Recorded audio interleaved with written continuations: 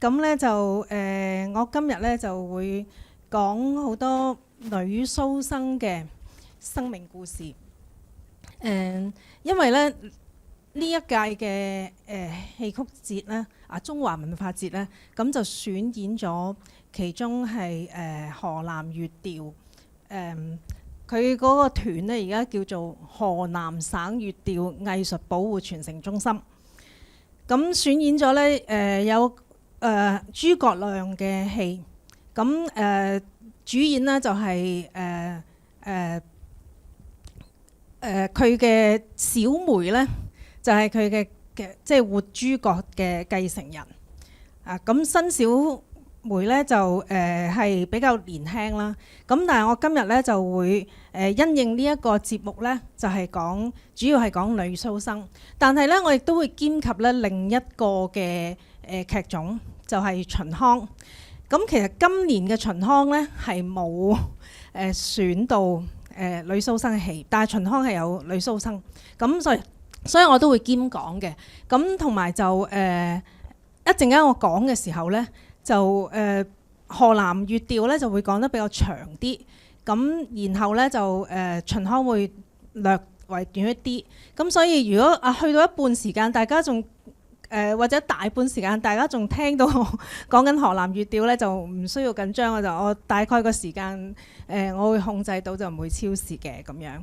咁除咗講女蘇生咧，咁之前咧我都會對兩個劇種咧就簡略咁樣去介紹一下。咁其實呢一類講座咧，希望俾大家一個背景啦。咁然後大家聽完之後去睇戲嘅時候，可能又會有多啲嘅睇法啊咁樣。嗱，咁由於我會用 PowerPoint 嘅，所以我就要坐低啦嚇，唔好意思啊。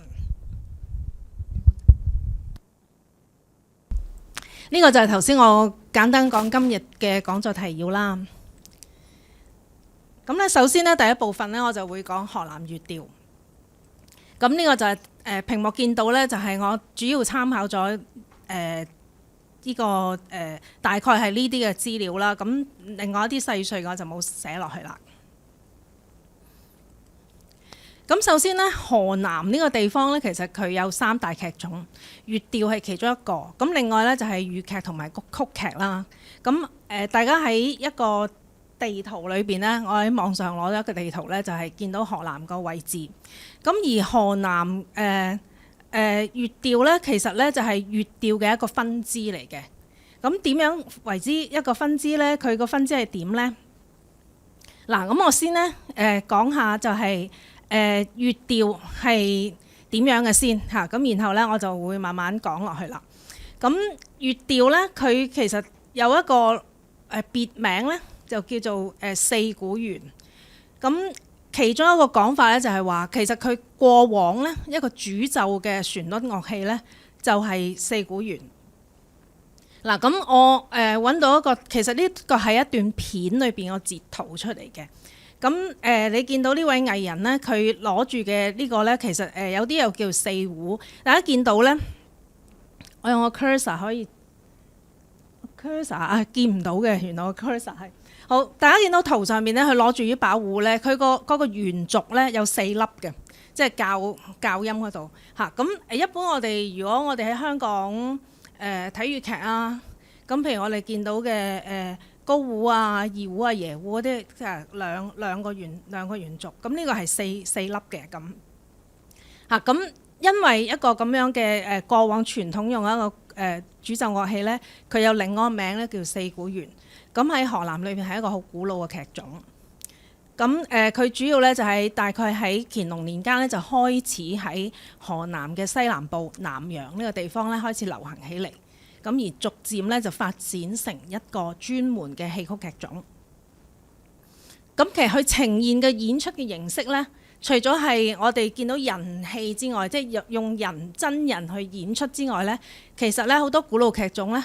有一啲咧係會有皮影戲嘅演出形式，亦都有木偶。咁粵調咧就係木偶、皮影同埋人都有。其實粵劇咧，我哋成日喺舞台上面，譬如今次我哋選演都會見到人戲啦。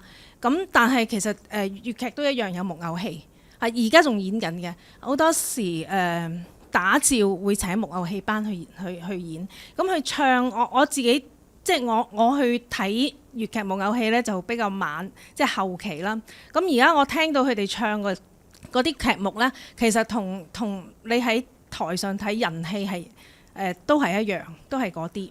咁如果據歷史文獻就話，以前咧佢哋係唱一啲所謂傳統戲，就係用古腔，用唱官話嘅咁樣，係嗰啲咁嘅劇目。咁而粵調咧，其中一個好突出嘅咧，就係佢啲劇目咧演好多三國故事嘅。咁其中咧就包括今次戲曲節會選演嘅收姜維啦。咁另外咧就你見到咧就係我呢度咧都有譬如諸葛亮吊孝都今次就冇嚇，但係都係新派新鳳梅嘅一個好重要嘅一個代表性劇目。咁其實粵調今日聽起嚟咧，就基本上係大體上就係一個板腔體嚇，咁即係板式變化咁樣。咁但係佢早期咧係起源於曲牌體，即係有一啲相對固定嘅旋律，咁然後咧就係填咗啲曲詞咁樣。呢個就係曲牌體，但係逐漸咧加入咗板腔體。板腔體咧就係即係因字而成一個旋律咁樣。咁粵調嘅唱腔咧，主要就係粵調，但係粵調係乜咧？其實有佢學界研究都有好多唔同嘅講法。咁呢個咧就係我呢度就唔展開去講啦。但係除咗粵調之外，佢有吹腔、有昆腔，同埋所謂七句半。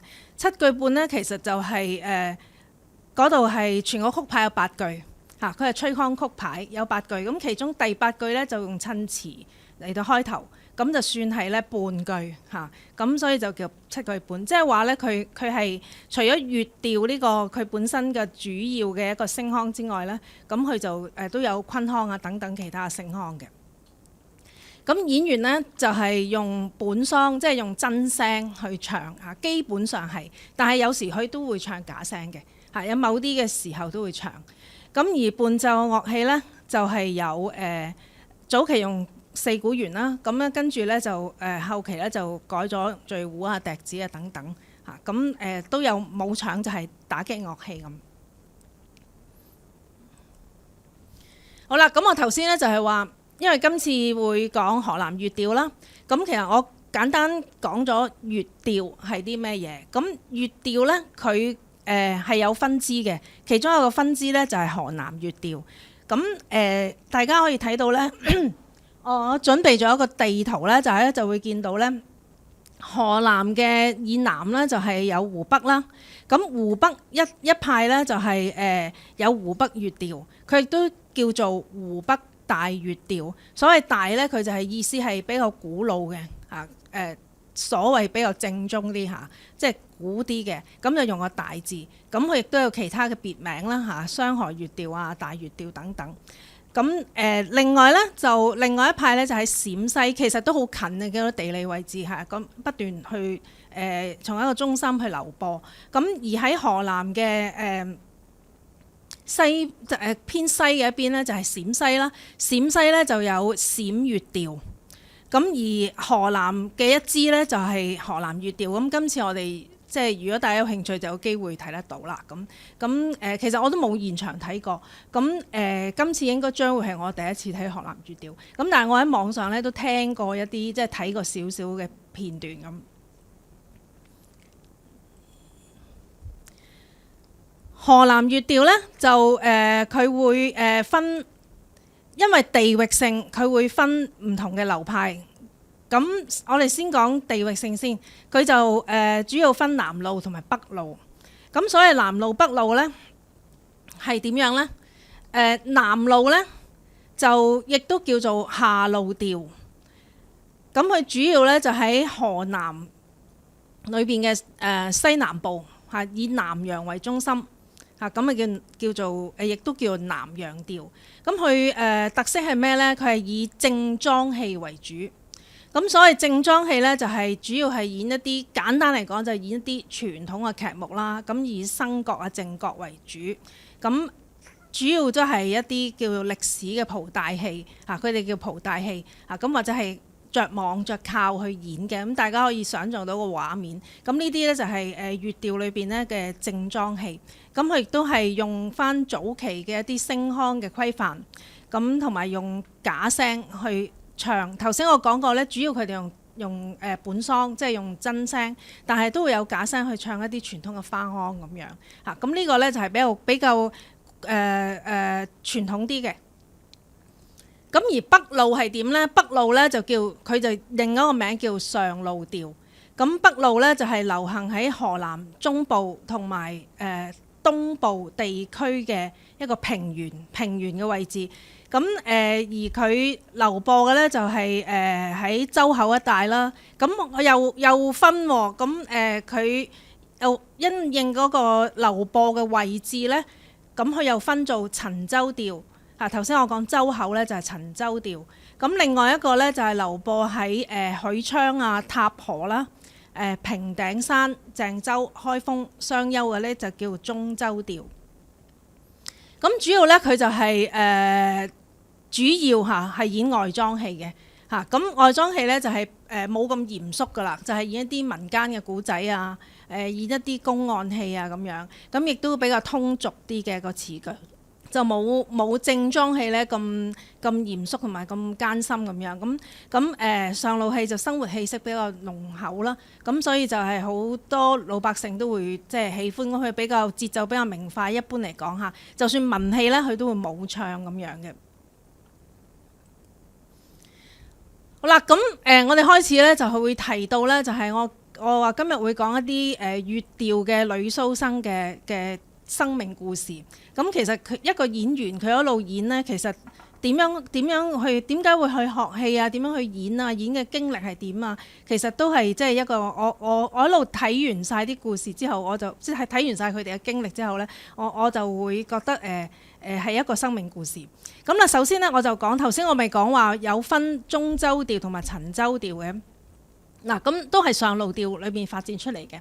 上路調咧係特別咧，就係佢出現咗一大批嘅女演員，而呢一批女演員呢，亦都係即係有好幾位咧，就係佢嘅成就去得到認可啦。咁即係都可以算得話咧，成為一代嘅宗師。咁其中咧就係我哋見到咧就係中州調咧就發展出一個咧就係以毛愛蓮呢位旦角為代表嘅。咁毛愛蓮嘅相片大家可以見到啦。咁都係佢比較早期一啲演員嘅。咁而另外咧就係另外一個新派咧，就係今日會講多少少嘅嚇。佢就係陳州調。咁啊新派粵調。咁其實咧，我哋頭先一路講粵調，河南粵調係粵調一個分支，因地域而定。咁跟住因地域咧，又有中州有陳州。而家咧開始轉變咗咧，就係喺嗰個地域以外咧，佢就發展出一啲咧以嗰個演員啊，以個表演者為佢個風格為流派嘅一個咁樣嘅狀況出嚟。咁咧其實咧就女演員咧就唔係話一開始就有。咁我諗大家都知道，其實喺清末基本上唔可以有女性係踏上舞台啦，因為一個禁令咁樣啦。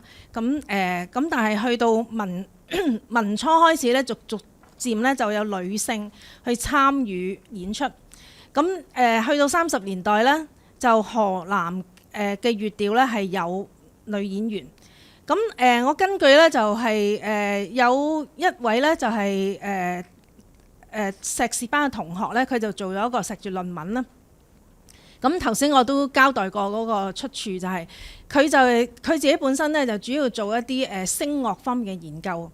咁佢就會睇到咧，喺女演員出現之前咧，其實男演員去扮演嘅時候咧，佢嘅調高咧就係大概係度等於 C 或者度等於 D 咁樣。咁但係女演員咧就係將佢升高咗啦嚇，咁等於 E 或者 F 咁樣。咁佢就比傳統嗰種旋律咧係高咗成一個小3或者順4度咁樣。咁而因為我頭先講過啦，粵調係唱本嗓，即係用真聲去唱。如果男性要唱一個用真聲去唱一個咁高嘅咧，咁係唔容易嘅嚇。咁所以咧就逐漸落嚟咧，就係男性咧就退咗落嚟。咁而粵調女演員咧就係即係可以話係大放異彩咁樣。咁而音色咧，呢位同學咧就係即係佢已經畢業啦嚇。咁佢就李豔谷咧，佢就當時咧佢係訪問咗咧魏天寶。魏天寶咧佢有啲著作咧就係即係研究專門係研究河南粵調嘅音樂，即係唱腔音樂啊咁樣嘅。咁佢曾經係南洋地區嘅粵調劇團嘅團長啦，咁係亦都係一位粵調音樂研究者。咁佢提咗一個咧，我覺得相當有趣嘅講法嘅。佢話咧河南粵調劇團咧就有一個不成文嘅規定。咁佢話咧團裏邊嗰啲台柱咧，其實咧就要乜都唱得嘅。咁乜都唱得咩意思咧？就係佢又要唱生，又要唱旦，同埋唔同，就算生角都有生行都有唔同嘅性格咁樣。咁我睇翻佢哋譬如新鳳梅，佢曾經佢個經歷啦，或者佢嘅前輩經歷都係咧，佢哋係好犀利嘅，好即係雖然佢係以活諸葛為揚名啦，但係其實佢連旦都會演嘅，青衣又會演啦，咁所以咧乜嘢都能唱，乜嘢都能演呢，就係即係魏天寶去講當時一個要求。咁而為咗咧達到男聲音色同埋女聲嘅音色，佢都唱得到嘅話咧，佢就話要求女演員嘅音色咧要略帶沙啞咁樣。咁呢個講法，我睇到佢引述魏天寶即係一個前輩咁樣講啦，我就走去聽下，大家都可以翻屋企去聽下啲片段，係咪真係沙啞咧？我自己嘅聽落去咧，我就覺得不至於用沙啞去形容，即係佢唔係尖細嗰種，但係唔係沙到好似譬如我哋喺唱片聽到靚次拍嗰種就比較沙啞，佢唔係去到呢個程度嚇，但係佢唔係尖細嗰種，咁就變咗佢兩邊，即係呢個係我聽出嚟嘅判斷，大家可以翻去即係聽下嚇，或者係喺現場嚇聽下新小梅嚇佢傳人係點樣。咁佢唔係尖細，所以佢似乎因為咁樣駕馭到兩邊。但係呢個咁嘅要求，我覺得都相當有趣嚇。好啦，咁我一路講咧就係今日我哋將會喺呢個節度睇到嘅演出咧，就係新小梅。咁佢就係新派嘅繼承人。咁而創立新派嘅咧就係新鳳梅。其實呢個所謂流派咧就係指一個風格嚟講嘅。咁佢當然要有繼承人啦嚇。咁但係咧佢之前已經都係承上啟下啊嘛。咁所以咧我以下落嚟咧，我會從張秀卿嘅故事開始講。咁張秀卿咧就係早過新鳳梅，佢大佢7年嚇，我計過佢大佢7年。咁其實你嚴格嚟講都未算係一輩，咁但係就係前輩啦，我可以咁講。咁呢一位咧就係張秀卿啦，1919至到1960年。咁呢一個年代嘅演員咧，其實好多都係學戲嘅原因都係屋企係比較窮苦啦，即係同而家就唔一樣啦。而家我哋見到譬如今日香港好多演員咧，佢都係自己有興趣嚇，佢有興趣去學嘅，唔因為屋企太窮。咁呢一個咧張秀卿就係喺嗰個年代，即係20世紀初嘅時候。咁佢最早嘅時候咧，就喺舞陽呢個地區，頭先我提過。咁佢就開始學戲啦。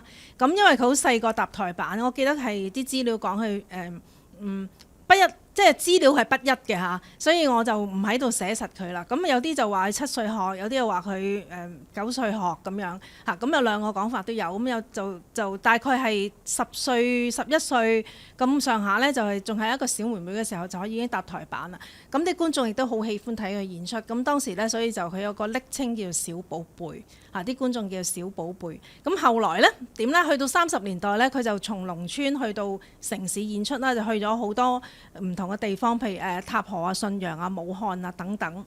咁啊演出咧都係即係開始逐漸咧就成名啦。佢成名之後咧就被譽為咧有個稱號叫蓋河南。咁逢親用個蓋字都係好勁㗎嚇，英雄蓋世啊！即係我哋見到有啲演員佢用個蓋字做藝名嘅開始咁樣。咁佢亦都長大啦，所以就從一個小寶貝咧變成一個大寶貝，咁大家就稱佢為大寶貝。咁喺1950年代開始咧，張秀卿咧就參加雙優專區嘅實驗粵劇團。咁呢個團咧，其實後來咧就佢發展成為咧係周口專區嘅粵劇粵調劇團。咁然後咧呢度咧我要更正，我呢度寫咗積金後來係發展成為河南省粵調劇團，但係咧其實我睇後尾我去睇返中國嗰個非物質文化遺產嗰一個網，即係佢官方嘅網站咧，佢申報嘅時候佢已經用咗咧就係呢度嚇講嘅藝術保護傳承中心呢一個名咁樣嚇，咁呢度我就即係跟翻呢個即係最新嘅一個佢個一個劇團嘅名去更正翻咁。嗱，咁去到56年呢，佢就參加咧第一屆河南省第一屆戲曲觀摩演出大會。咁佢就做李世民，咁個劇目咧就係《三哭殿》。咁佢當時咧就已經係即係攞到1等獎咁樣嚇。咁其實蘇生咧佢主要咧就用好多，譬如蘇一定會用啦嚇，佢會彈蘇啊，會攞起個網袍啊等等，呢啲其實唔同劇種都有類似嘅身段嘅演繹。咁但係究竟河南粵調係點樣咧？咁我哋喺舞台去睇下點樣嚇。咁所以佢個扮相咧，佢有相留落嚟。其實早期演員留相落嚟係唔多嘅。咁呢度係其中一張。咁當時咧劇協嘅主席田漢睇過佢演出之後咧，又俾個封號佢。咁呢個封號其實都有意思嘅，即係知道佢當時佢嘅認可係點樣。咁佢就叫河南嘅周信芳。咁呢度就周信芳好多人都知啦。不過即係我都簡單交代一下咧，佢就係麒麟童周信芳嚇，藝名就麒麟童。咁佢係京劇老生嘅旗派嘅始創人。咁如果佢即係田漢都讚佢係用一個好成功嘅例子去同佢比美嚇，即係好似我哋食上海菜食菜螃蟹咁樣嚇，咁即係咁樣嘅意思嚇。咁不過咧，張秀卿咧其實佢佢壽命唔長嚇，捱得好辛苦嘅，呢啲藝人都係。咁佢41年呢，就1960年呢，佢就逝世。咁佢都係40出頭嚇。咁嗰個年代你想象到佢哋係點捱啦嚇，即係喺一路行過嚟，又佢19年出世嘛，一路行到去50年代嚇。咁呢個就唔需要多講嚇。咁咧就其實張秀卿咧，佢有點解一個藝人點樣成功咧？其實咧我睇得多呢啲咁樣嘅故事咧，咁有時都會歸納到咧。其實如果你係一板一眼咁樣跟住師傅教佢去演出嚟咧，即使你演得好規矩咧，其實都未必會突圍而出嘅。咁通常咧就係點解呢啲成為名家咧？佢就係會有啲嘅夾新。咁張秀卿都係即係其中一個例子。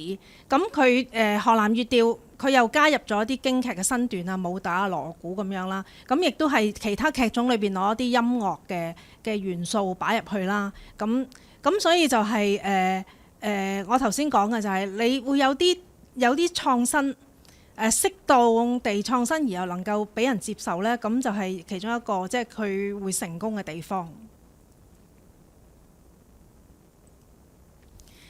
好啦，咁我頭先咪提過嘅，即係河南粵調嘅演員呢，咁要求就係佢會唱到男聲，唱到女聲。咁張秀卿呢一個個案呢，就可以作為一個例子去即係講交代翻係點啦。咁佢32年嘅舞台生涯，佢演過啲乜嘢？大家到今時今日仲會記得，仲會即係記到落歷史嘅簿冊上呢。譬如你見佢演過做過小旦嚇，蝴蝶杯裏邊做胡鳳蓮，佢又做秦香蓮係青衣嘅嚇，青衣嘅角色嚇。咁又做老旦啦，做佘太君啦。咁亦都會有做小生。咁蘇生唔再講啦，蘇生都係佢一個即係出名嘅。咁包括咧，佢都有做收姜維嚇。咁當時咧，當時叫天水關嚇。咁佢都係重要嘅一個其中一個演諸葛亮嘅人。咁都唔少得就係轅門斬子嘅楊延超嚇。咁現代戲都有一啲嘅。咁我喺度就準備咗，即係你見到佢掛鬚嘅扮相啦。咁下邊呢，就係佢做一啲時裝小戲嘅扮相。好啦，咁從張秀卿去到新鳳梅嘅過程係點呢？咁我講緊一個流派嘅形成啊嘛。咁新鳳梅同張秀卿呢，其實呢就喺1952年先係碰面嘅，第一次喺一個座談會度碰面。咁其實佢哋年紀唔係相差好多，張秀卿係佢前輩，大佢7歲啫。咁但係咧，張秀卿係佢頭先我提到佢嗰種創新嘅精神咧，其實咧佢都有將呢一點咧去同新鳳梅咧去分享嘅。咁當時佢哋見面之後咧，就喺好多嘅場合咧，就都見到。咁新鳳梅就成日都向佢請教啊咁樣啦。咁而喺一個記錄裏邊咧，就講到咧，其中佢有一點咧就要提點新鳳梅，就話你繼承一個自己擅長嘅劇種嘅傳統嘅時候，你一定要創新嚇。佢呢一點咧，佢特別去講到，而新鳳梅後期咧係一路都記得嘅嚇。只係咁樣咧，先至會不斷去發展嚇。即係如果你冇新嘅劇目啊，冇新嘅元素喺裏邊咧，咁就停咗喺嗰度。咁唔係話停喺，即係唔係話停喺度唔好啊。有一啲嘢我哋要保留喺度，但係同時間亦都走去發展咁樣。咁我哋講到佢嘅戲緣呢，佢哋咧就有同台演出過。咁喺1956年啦，咁全省首屆嘅戲劇匯演裏邊呢，張秀卿同新鳳梅呢，係當時咧就係有同台演過收姜維，或者叫做自收姜維嚇，其實一樣嘅一個劇目。咁亦都有演過哭殿啦。咁但係喺哭殿裏邊呢，咁張秀卿呢就做呢個李世民。咁你注意新鳳梅呢，其實係做長孫皇后嘅。咁去到58年嘅時候呢，再同台演出收姜維嘅時候呢，咁張秀卿呢就將主角新鳳梅嘅呢個角色呢，就俾一位後輩去演。咁佢自己呢，就即係好有胸襟，好有亮度呢，就係即係佢就去演馬津嚇。咁呢個都係即係其實一個演員佢做啲乜嘢嚇，其實喺啲細微嘅地方大家就會見到啦。咁佢做呢一樣嘢，將主角讓俾後輩呢，其實後期呢，一陣間我會講到新鳳梅都有做同樣嘅嘢。所以我覺得即係師傅也好或者前輩也好，嗰個佢點樣去做，其實對佢個身教對後輩嘅影響係好大。好啦，咁講到呢，就係新鳳梅呢，而家我哋都會即係好推崇佢演嘅諸葛亮啦。咁其實張秀卿都有演過。咁張秀卿呢，佢有提點過呢，新鳳梅佢就話呢，你演一個人物係要演得好呢，一定要係挖掘到佢內心世界。嚇，咁譬如諸葛亮佢係點呢？你要演到佢有指揮若定，演到佢胸懷全局，演到佢鞠躬盡瘁嚇。咁我記得我幾年前嘅研究過新馬師曾啦。咁佢喺佢而家留低電台節目裏邊佢嘅錄音咧，佢都有講，佢講演周瑜係點樣。其實個道理咧，我覺得都係一樣嘅。佢都係話你要攞住周瑜係點樣嚇。咁佢嗰陣時嘅分享就係周瑜好猛整嘅，咁啊你要演到佢猛整嗰樣嘢咁啊。呢個係佢對周瑜嘅想法嚇。咁我哋翻嚟講河南粵調。咁呢個指點咧，新鳳梅嘅回應係點啊？佢咧就根據嗰啲資料記落嚟咧，就係話佢即刻咧就買咗啲《三國演義》啊、《三國志》啊咁等等咧，就去刨書即係刨熟佢究竟諸葛亮呢個人物係點咧，同埋佢身邊嘅三國人物佢啲人物係點咧咁。咁好啦，咁去到1963年咧，咁佢就演收姜維啦。咁呢度有張相咧，其實呢張相喺網上好多㗎，咁應該係即係當時佢哋好重視嘅一張照片，就係周恩來咧，當時嘅總理周恩來咧，佢就讚佢咧，佢就話諸葛亮就會做思想工作，咁即係一個好幽默嘅講法啦。咁亦都話即係佢演活咗諸葛亮啦。咁好啦，咁講完張秀卿同對新鳳梅嘅一個即係影響之後呢，咁我哋就睇到咧新鳳梅咧佢一路成長啦。咁我哋調翻轉頭咧就講翻新鳳梅嘅古仔啦。咁新鳳梅咧就同一樣啦，都係出身貧苦嘅。我呢度講幾個早期嘅女演員，佢都係出身貧苦。咁同埋咧就係有啲資料講佢係做過童養媳啦。咁跟住就應該係個家鄉有啲好似旱災咁，跟住佢就離開咗屋企咁樣。咁跟住咧就11歲就學戲啊。通常啲古仔都係咁樣嚇，大概10歲咁上下就學戲。咁14歲就出科啦嚇，就開始去演出啦。咁其實新鳳梅都一樣嘅，佢有我喺網上見過一張話係佢個花旦裝嘅照片，但我唔係好認得，又唔係太確定係一張咁多，所以我就冇擺落嚟。咁但係佢都根據記錄，佢都係有演過生旦淨醜，佢都有不同嘅角色，佢都有演過。咁而其中諸葛亮就係最深入民心啦。咁而另外咧就係有一個都值得注意咧，就係馬連良咧係收咗佢做徒弟，咁所以佢都有吸收京劇嘅一啲嘅演法啦咁樣啊。咁馬連良係能夠即係都願意收佢做徒弟，呢個即係呢個演員都係即係唔簡單啦咁樣。好啦，咁佢其實咧新鳳梅一生去做嘅嘢咧，我哋睇翻轉頭咧，都係好喺當時嘅年代咧，其實都係好有洞悉到佢所做嘅嘢嘅重要性。即係佢除咗喺舞台演出之外咧，佢有留低電影，佢有留低唱片，呢啲係好重要嘅嚇。咁如果你冇留低電影唱片咧，咁佢嗰個流派嘅形成咧，未必係咁清晰嚇。咁因為你喺舞台演咗，咁跟住再教人。但係如果你有唱片有電影記錄落嚟咧，咁就好似比較係容易俾人去再三去細味佢嘅風格。咁佢當時咧1980年咧就已經拍咗諸葛亮吊孝同埋李天寶娶親。咁呢兩個今次都有機會睇，就係佢嘅徒弟，即係佢啲徒弟啊，佢啲即係徒弟嘅徒弟啊等等，即係佢後輩啊咁樣去演出嘅。咁當時咧我就提過，就係當時張秀卿係將主角讓咗俾佢啦。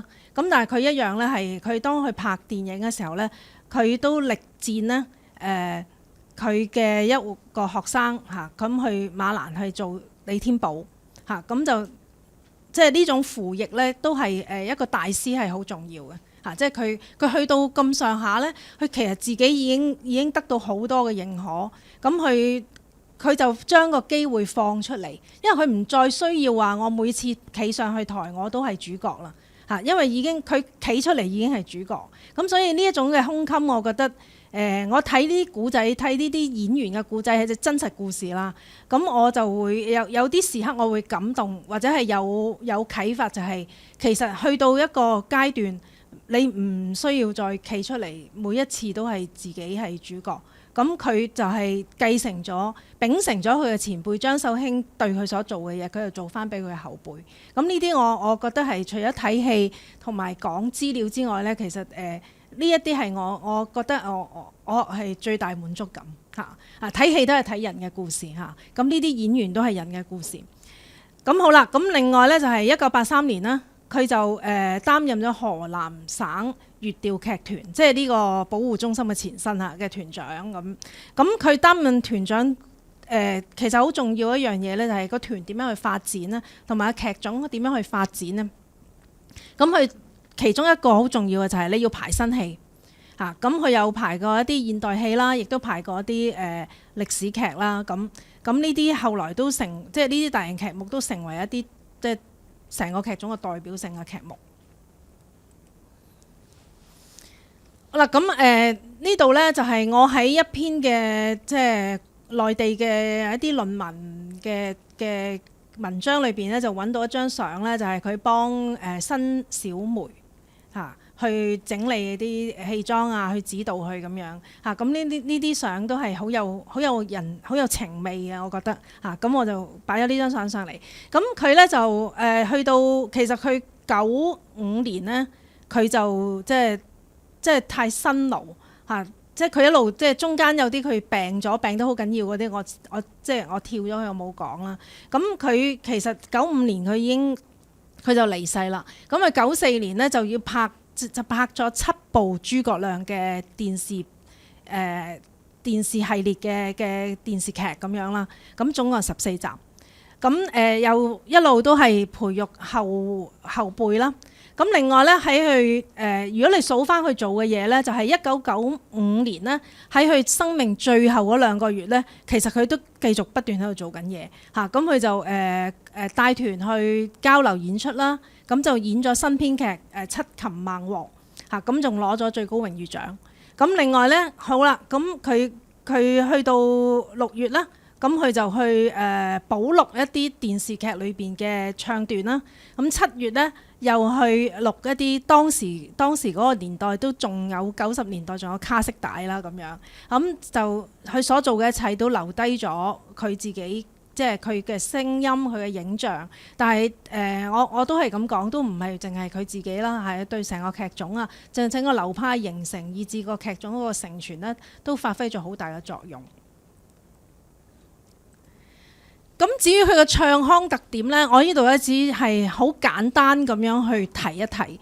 咁如果大家好有興趣或者翻去聽咗佢唱覺得好特別嘅話呢，其實我見到係呢個講座系列呢，係安排咗係新小梅有講佢嘅唱腔。咁但係我就簡單呢，就係去講呢，就係佢用咗啲即係我唔用一啲技術性嘅方式去講啦。我仲用一種大家會容易啲。即係大家都好容易有共鳴嘅或者想像到佢係點嗱。其中一個咧就係用笑腔嚇。咁佢點樣去即係唱下嘅時候點樣去加少少笑唔同嘅笑法去表達一個人物嘅處境嚇。咁譬如佢失策嘅時候，佢點樣嗰種笑有少少自嘲嘅意味，又或者佢去安慰個部下嘅時候嗰種笑係點樣嚇？咁呢個就係喺諸葛亮吊孝裏邊咧，其中就用到一啲笑腔，有哭腔。咁好啦，咁又笑又哭啦。咁跟住咧，斬關羽裏邊咧，就佢好多次咧就喺唱段裏邊咧用一啲嘆氣嘅方式去表達嗰種即係點解會放曹操嚇？抗軍令咁即係最後一個咁痛心嘅結果咁樣嚇。咁佢用嘆氣咁唱下點樣笑，點樣喊，點樣嘆。咁仲有一個咧就係呢個都可以即係唔難想像嘅就係咧，佢用一個強拍嚇，即係重拍嘅弱位起唱。咁佢個效果咧，佢就想展現咧就係諸葛亮嗰種咧就係即係好綿裏藏針嗰種。即係以矛攻盾嘅一種，即係好妙，即係一種咁樣嘅情態出嚟。咁就另外就係一種咧，佢哋叫夾帶嘅方式咧，就係唱唱下加句念白，即係呢一種咁樣嘅唱腔技巧，就去展現一個人物去複雜嘅心理嘅狀態。咁另外跟住咧就係我就好簡單咁講咗佢一啲嘅特色，其實佢仲有好多嘅，即係譬如佢吸收點樣吸收其他嘅劇種啊，咁呢啲都去到一啲好技術性嘅層面啦。好，咁跟住咧就係我就係好簡單咁樣去講咧，就係今次即係會嚟到香港嘅其中一位好重要嘅演員新小梅。咁我就唔多講佢嘅，因為佢而家佢仲好活躍咁演出緊。咁我覺得與其講咧，就不如大家去睇佢嘅演出啦。即係如果你係對呢個劇種，你對呢啲劇目係有興趣嘅話，咁新小梅佢本身咧就唔係咁啱佢嘅名叫新小梅嘅嚇，係因為咧佢即係佢拜師之後咧，咁佢就佢本身就叫做趙玉霞。咁拜師之後，因為佢師傅叫做新鳳梅啊嘛，咁所以咧佢就成為繼承人之後咧，佢就即係改咗名叫新小梅啦。咁佢亦都河南人啦，咁佢都係佢除咗演蘇生之外咧，佢亦都演小生，有時咧都會演老旦嘅。咁佢係1990年拜師，咁即係係新鳳梅佢95年前去世啦，就係佢喺入師門5年，喺5年裏邊咧就應該係好 intensive 咁樣學咗好多嘢，而成為佢即係能夠冠以新小梅呢個名嘅一個繼承人。咁佢喺2004年咧就攞到梅花獎啦。咁呢個亦都係即係對於即係喺戲曲界嚟講係一個認可嘅獎項啦。咁佢嘅首本咧當然係唔少得嘅咧，就係佢嘅師傅留低落嚟嘅諸葛亮吊孝、李天寶娶親，或者兩個名嘅，或者叫李天寶吊孝。咁另外就收姜維啦嚇。咁七擒孟獲係新戲，但係佢都亦都繼承咗啦。頭先我講過係即係佢新鳳梅嘅晚年之後，佢喺個劇團領導個劇團發展出嚟噶嘛。咁呢個係新戲。咁然後咧，佢哋都好多時都會內地嘅演員都會演現代戲嘅。其中一個現代戲，我覺得值得注意咧，就係呢個現代戲就叫新鳳梅嚇，就係演佢師傅嚇。咁你可想而知嗰個新鳳梅佢對成個河南粵調嗰個影響力係有幾大嚇。咁而又或者調翻轉頭講，即係如果你去即係將一樣嘢去將佢經典化嘅時候，亦都有一啲嘅方式嚇。包括我頭先講到嘅拍低電影啦、電視劇啦、唱片啦，同埋咧就係而家就係直情以佢作為一個主題咧去做一套嘅現代戲。咁其實新小梅咧，佢自己咧嗱，佢每一個演員去到某一個層次咧，其實佢都即係唔能夠一路係演緊舊戲，演緊人哋嘅戲，都係會演新嘅戲。咁好多時係即係 tailor-made 為自己，即係為自己度身訂做，自己嘅條件係點樣啊？或者佢覺得係佢想表達邊啲人物嘅咁樣。咁其中一個咧就係其實喺近即係佢近年嘅傳媒裏邊咧，好多時都會提到咧新小梅嘅老子。咁老子係另外一個人物啦，佢都係即係用蘇生嘅行當去做嘅嚇。咁有少少相同嘅就係老子同埋諸葛亮咧，佢有一啲道教嘅意味喺裏邊嚇。咁呢個就係睇下有冇機會，將來有機會睇到新小梅嘅一個佢自己嚇，佢自己嘅一個屬於佢嘅劇目嚇老子。咁呢度相片裏邊咧，大家就見到白蘇嗰個老子啦。咁下低個就用咗今次宣傳嘅照片啦嚇，收姜維。咁佢當然係做諸葛亮啦。咁我都好期待，我都會去睇，我都好期待睇下佢係演成點。因為我一路睇就係網上好多片段就係佢師傅嘅片段。咁然後佢當然佢參加好多個座談會等等啦。咁佢時裝相就係咁樣嘅嚇，咁所以都攞出嚟俾大家睇下。好啦，咁呢度呢就係第一個部分。接住落去呢，就係我會好簡單咁樣去相對頭先簡單呢，就去講秦腔。咁我加咗叫陝西秦腔呢，就係其實秦腔喺陝西發源咁樣，咁但係即係一般我哋就咁叫秦腔嚇。咁我都參考咗呢啲嘅資料啦，譬如係裏邊有講到一啲劇目㗎，會講到秦腔，即係中國嘅非遺嘅數字博物館裏邊嘅資料啊，咁同埋就有講到蘇生係點樣啊，同埋咧，我會最後咧就會講一個而家即係好比相對係好年輕嘅一個秦腔嘅女蘇生。咁我都有講過啦，就係今年我哋秦腔就係選另一啲嘅劇目啦。咁但係我哋講開女蘇生咧，就係都其實秦腔裏邊咧都有一批女蘇生咧，都值得我哋注意嘅。咁期待以後有機會係睇到佢哋嚟香港演出。嗱，咁我就講下秦腔。咁我哋又睇到個地圖啦。其實秦腔咧，大概咧就喺元代、明代之際咧，係流傳喺關中一帶嘅勸善調，同埋當地嘅民間音樂咧，同埋關中嘅方言去結合而形成嘅一個戲曲劇種。咁所謂勸善調咧，其實聽個名咧都知道咧，佢其實係同宗教有關嚇。咁呢個咧就係陝西關中地區，所謂關中地區即係都係陝西嘅一個中部嘅位置啦。咁係流行一啲道教嘅講經勸善嘅曲調，佢係咁樣開始嘅呢個秦腔。咁然後就加埋當地音樂同埋方言。咁啊主要咧當時喺元明即係形成嘅時候，最初咧佢當然係流傳翻喺大家見到綠色我 highlight 咗嘅陝西、甘肅、寧夏、青海以至新疆咧，都即係呢大概係呢個西北部嘅地區咧，就係秦腔會佢最初流播嘅一啲嘅地方。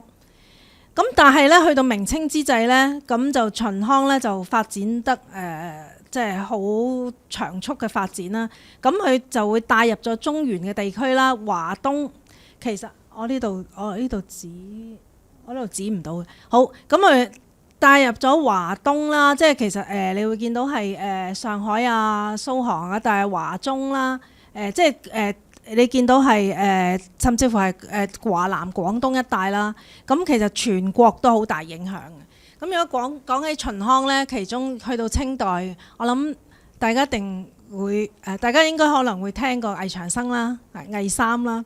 咁我睇清代好多花譜裏邊呢，就係講好多魏長生嘅事跡。咁其中一個好重要嘅演員，咁亦都有聽講話鐵片子，佢係一個乾旦嚇。佢鐵片子咧，聽講話佢首創，不過呢個唔知係咪嚇。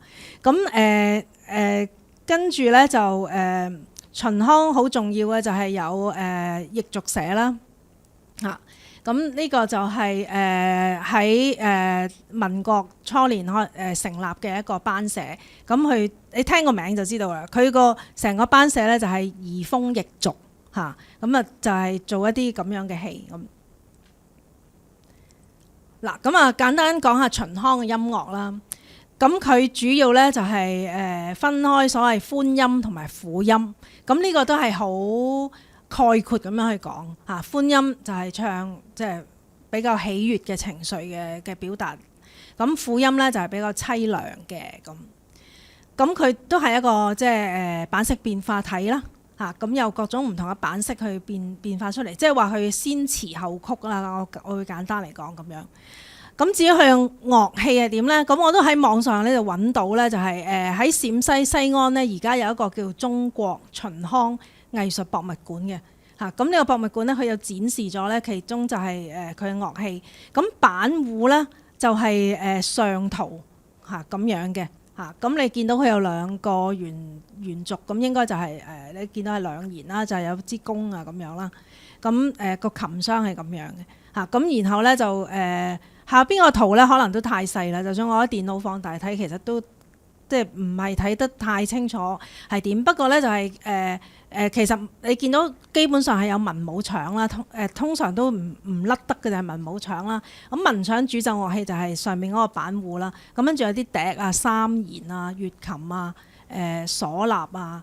咁武腸咧就即係敲擊樂器啦。咁就有指板，指板其實就係拍板嚇、彈板，即係好多片咁樣拍嗰啲啦。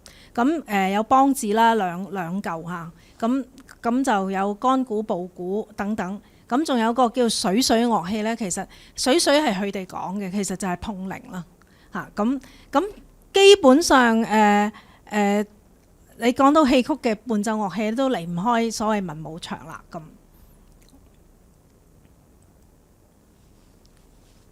好啦，咁跟住落嚟咧，我就會講下秦腔咧，其實佢嘅角色咧，佢就叫13頭望子嚇。咁有13個，咁有4種笙角啦，蘇笙、老笙、小笙、幼笙，6旦啊，6種旦，譬如老旦、正旦、小旦、花旦、武旦、梅旦、二正、大正、無正同埋丑角。咁點解叫13頭望子咧？其實頭望子咧，即係佢哋秦腔係咁叫嘅。頭望子咧就係扮戲用嘅髮型嘅工具嚇。咁咁樣講，大家就會想像到啦嚇。咁你唔同嘅角色就有唔同嘅裝扮咁樣，個邏輯大概係咁樣啦。咁唔同嘅行當咧，當然有唔同嘅唱腔同埋表演程式。咁呢個就唔喺呢度展開啦。咁如果講到行當嘅話咧，咁秦腔咧就係笙旦咧係以高亢激越、慷慨嚇、豪放等等嘅為一個主體嘅特色。咁而旦角咧就係即係頭先我講魏長生啦嚇，魏長生就好犀利喺啲花譜度描述到佢啊，非常之婉轉啊，非常之委婉啊、細膩咁樣。好啦，咁秦腔裏邊咧，其實都係一個重功架、重特技嘅一個劇種嚟嘅。咁特技咧，譬如就係喺網上好容易揾到嘅。嗱，躺馬嗰啲好多劇種都有啦嚇，拉架咁好多劇種都有啦。咁佢仲有噴火咧，噴火就係佢花旦噴火嘅嚇。好多時我喺網上見到就係嚇，咁佢含住一啲嘢，跟住逐啲噴出嚟嚇咁就都係一啲佢叫絕活啊，亦都係啲 gimmick 咁樣啦。咁另外一個叫筲子功咧，其實就係好多劇種都有嘅。佢哋叫嗰出我哋叫水法嘅就叫筲子，咁其實就係揈水法甩發功。咁仲有啲好多都有嘅，譬如龍虎武師有，譬如香港嘅粵劇裏面有嘅翻騰跌撲跌啊，咁都會有嘅。呢啲劇種都係共通嘅。咁但係秦腔咧，仲有一樣咧，就係佢好多啲面譜咧，都係好多人會關注。咁如果大家對面譜嘅興趣，可以睇咧，就係18年出咗一本咧秦腔面譜喺西岸出版社嘅。咁我都截咗一個圖出嚟嚇。咁每一個劇種嘅面譜，佢會有多譬如顏色用色啊點樣啊，線條點樣，有啲共通嘅地方，但係都係獨特嘅地方喺度。咁如果有興趣，即係有啲同學，有啲唔係同學，有啲朋友對面譜可能特別有興趣咧，就可以即係參考呢本書啦。好啦，咁我講到咧秦腔嘅蘇笙、女蘇笙，講女蘇笙之前咧，必須咧就係講蘇笙先嚇，因為其實清末嘅時候都未可以有女演員喺台上演出啊嘛。咁早期嘅秦腔蘇笙咧，就佢主要都係即係做一啲帝王將相啊、英雄豪傑啊咁樣。咁好多中年或者老年嘅人咧，咁其實都係即係掛蘇演出嘅。咁啊，主要人物咧就係所以咧就係即係喺蘇笙。咁所以蘇笙喺秦腔裏邊咧，其實都係一個即係傳統劇目啊。講新嘅劇目就即係千奇百樣乜都有啦。傳統劇目裏邊咧係好重要嘅一個行當。咁有啲名咧睇下其實好熟嘅，就係譬如咧早期重要嘅秦腔蘇生咧就有李雲亭啦。咁佢就叫老麻子老麻子紅。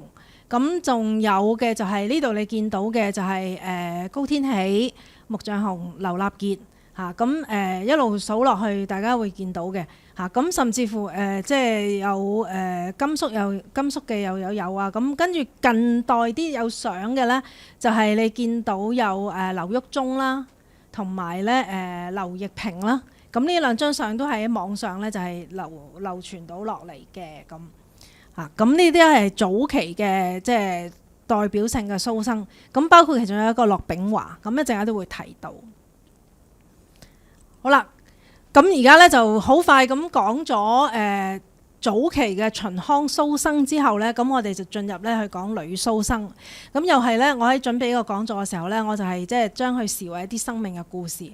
黃金花咧，就係一個秦腔好早期女蘇生，咁有好多資料就話佢第一個，但係我就比較小心啲嘅，即係我唔知佢係咪第一個，所以我就話佢早期啦咁樣。佢就係寶溪縣人，咁佢亦都係咧，佢除咗做蘇生之外咧，佢亦都做小生嘅咁佢係好早期嘅秦腔嘅女性角色，女蘇生。又係啦，細個好窮。咁啊10歲到咧就去學戲啦，咁就入咗秦中社去學戲。咁最開始咧佢唔係學生嘅，最開始學小旦，後來先學改做生。咁好快咧佢就要上去搭台板啦，去做演出啦。咁當時咧佢都係即係名聲大振啊，可以話。咁就喺好多班社度演出。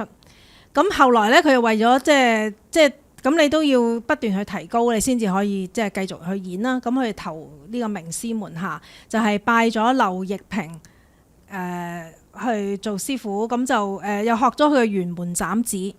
咁玄門斬子咧，佢一演咧，其實就掀起咗一個咧，就係女斬，即係女性去演玄門斬子嘅一個風氣嘅。咁另外咧，佢又演周仁回府啦。咁周仁回府其實唔係一個蘇生戲嚟嘅，係一個小生戲。咁我稍後會講下。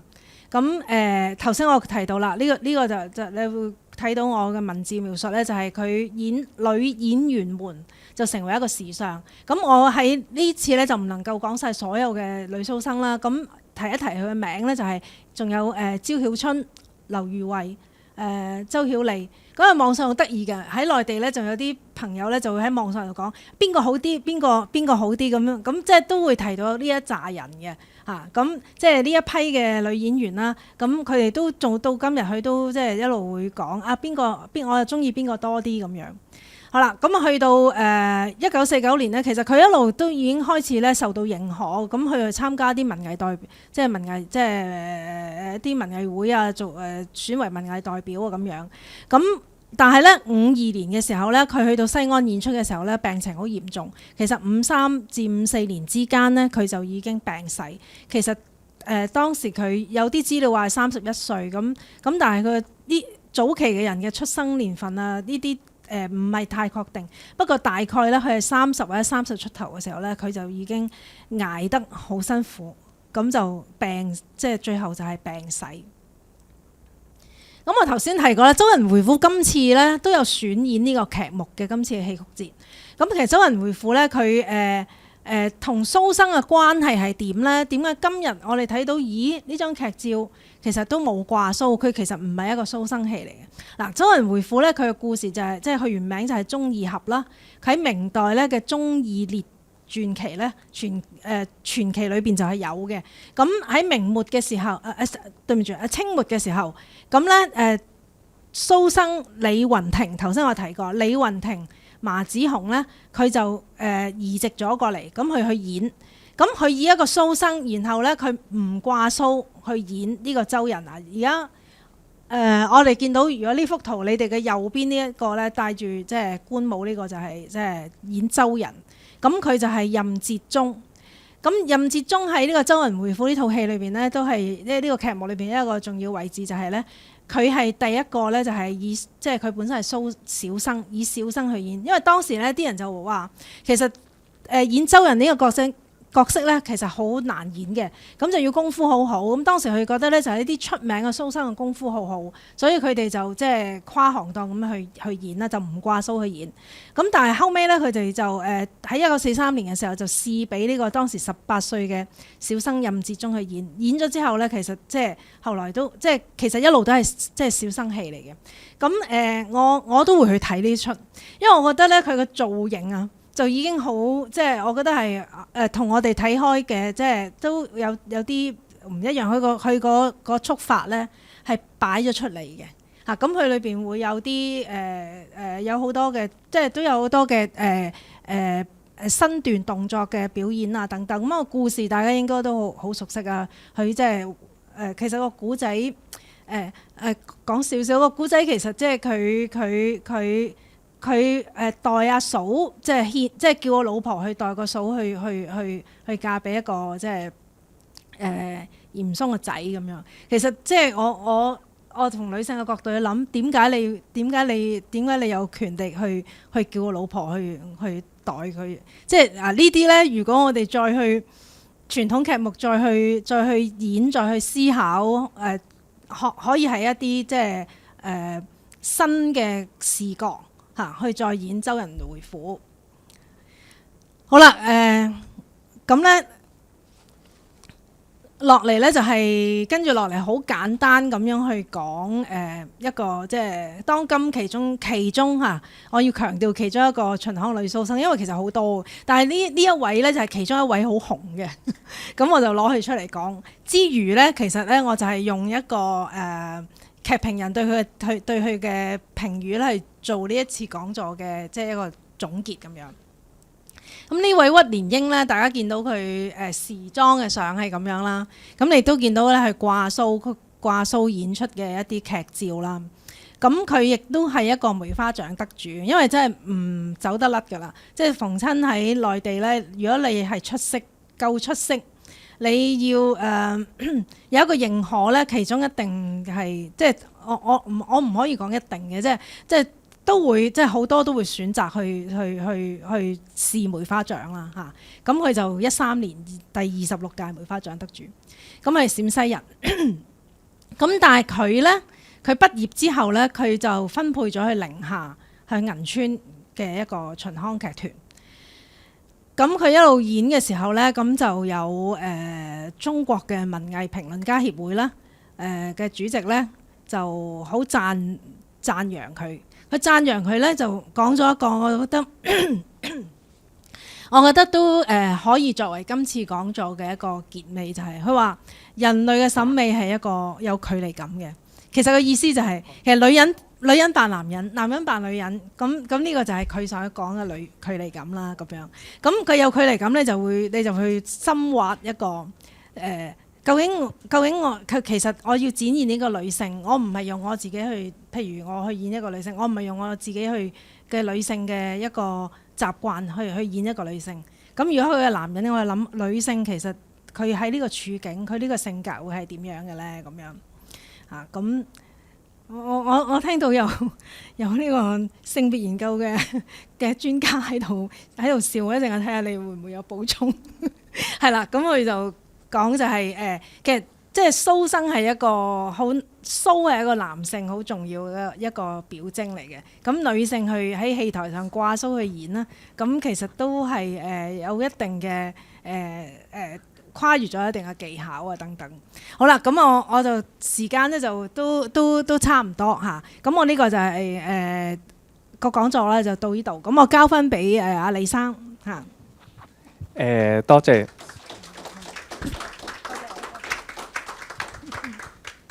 係多謝林老師頭先嘅分享啦。咁頭先講到粵調同埋秦腔。咁如果大家咧有想了解多啲嘅地方咧，可以借今日呢個機會舉手問一問林老師嘅。係啦。據我所知咧，今次粵調嚟香港演出咧，似乎好似係第一次喺香港嘅演出㗎。咁就我想知道呢個河南省嘅粵調咧，佢嘅演出嘅時候咧，佢係用邊一個地方嘅方言嚟做演出㗎？或者同河南省嗰個代表劇種咧，豫劇咧，大家嗰個演出方言上或者演出嘅套路上咧，大家有冇咩分別㗎？嗱你講到豫劇涉及到豫劇咧，其實我唔熟悉豫劇嘅。河南頭先我都有提過啦，河南粵調咧，我未試過喺現場去睇嚇。咁所以如果你問到即係一啲好技術性嘅嘢咧，咁我喺呢度我就比較唔到豫劇同埋即係河南粵調係點樣嚇。咁但係我諗你可以去上網去睇下，同埋你喺現場裏邊睇到嚇。咁豫劇就要下一次先有可能，下一次先有機會睇到啦。但係我哋呢個河南省粵調咧，佢用咩地方嘅方言做演出㗎？用咩地方嘅方言啊？頭先我頭先有提到，我睇佢基本上咧就係我哋唔可以講係即係方言，喺舞台上有舞台嘅語言咯嚇。即係你舞台語言你都可以當係一種方言，就好似粵劇裏邊咧，佢會有如果今日我哋真係用方言嘅話，就係粵語啦。但係其實譬如早期，其實絕大部分嘅劇種佢都係用官話去演嘅。咁用官話去演嘅時候咧，其實官話你可以佢唔係一種地方語言，佢唔係一時一地嘅一種語言，佢係不斷去改變，咁所以就係我唔可以用方言嘅概念去講咯。但係佢會唔會係用河南話嚟演出啊？還是係即係好似我哋廣東粵劇，我哋會用官話咁樣咁嚟做演出？佢我諗我可以答到你呢個問題。嗱，其實咧全國好多嘅劇種咧，基本上咧佢哋當時係應該係一啲所謂官話啦嚇，即係嗰啲劇就係中原音韻、中州嘅音韻。咁其實京劇，咁佢哋如果唱京劇1、2、3、4、5、6個6咧，佢唔係普通話，唔係溜噶嘛，佢得到嚕噶嘛、嚕噶嘛、六噶嘛。咁其實係即係中原音韻之餘，但係每一個地方嘅劇種去到佢哋嘅唔同嘅地方之後咧，就會滲入咗佢哋嘅方言。雖然可能咧最初嗰個始祖都仲係中原音韻，但係去到咧就會有好多嘅同當地嘅方言咧係合併咗之後，但係譬如潮州人其實聽潮劇嗰啲唔係真係潮州話嚟嘅。福建佢有咁多個劇種，有閩劇，有佢哋亦都係有中原音韻之後咧，再去跟翻佢嘅閩劇啊，或者係歌仔戲去到廈門啦，佢哋係滲咗嗰個地方嘅方言入去，咁所以你話佢係咪嗰啲係咪就係潮州戲係咪真係純粹全部都真係潮州話咧？有啲潮州人都唔識聽嘅。咁啊，譬如上海粵劇呢個浙江嘅粵劇啦嚇，咁佢哋咧其實佢哋唱嘅咧都係中原音韻之中入邊，不過佢哋唱嘅咧就係成縣，佢哋嘅發源地係成縣，即係依家嘅成州市咧，就係成縣嗰邊嘅一啲語言咧係等咗落去咯。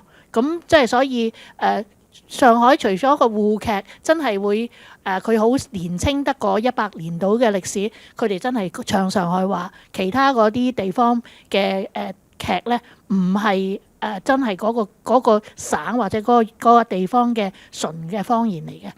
嗱，咁所以我頭先就係講咧，絕大部分嘅戲曲劇種咧，佢哋唱官話，但係官話咧，佢唔係一時一地嘅語言，佢唔係一個地方語言。咁而官話咧，譬如喺元代係中原音韻啦，但係其實去到後期咧，其實官話係唔係得一種嘅嚇，佢有西南官話啊，有唔同嘅地方有唔同嘅官話嚇。咁而官話亦都喺戲曲裏面嘅官話咧，其實係不斷喺度變緊嘅嚇。咁所以就即係我只能夠講個概念係點樣嚇，個概念就係咁樣。咁所以就係我哋唔係用地方方言嗰個概念去睇戲曲嘅官話。